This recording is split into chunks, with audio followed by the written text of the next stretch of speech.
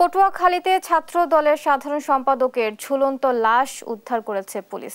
শনিবার বিকেলে জেলার কালিকাপুর ইউনিয়নের টেঙ্গাতলা এলাকায় তার নিজ বসত ঘরে ঝুলন্ত অবস্থায় তার লাশ দেখতে পায় স্বজনেরা।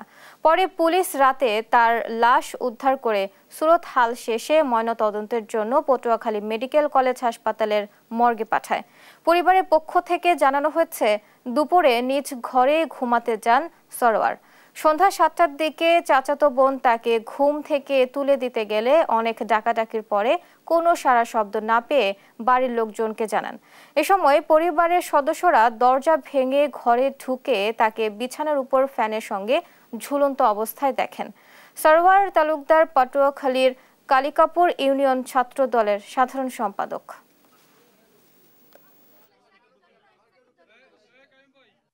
সিআইডি ক্রাইম সিন ইউনিট এখানে এসেছে, তারা কাজ করেছে, থানা পুলিশ কাজ করেছে। লাশের সুরতহাল আমরা তৈরি করেছি। লাশ পোস্টমর্টমের জন্য আমরা এখন নিয়ে যাব। লাশের পোস্টমর্টম হবে এবং সামগ্রিক বিষয় পারিপার্শ্বিকতা সব কিছু আমরা বিবেচনা করে তদন্ত করছি। তদন্ত সাপেক্ষে আসলে বলা যাবে কি বিষয়।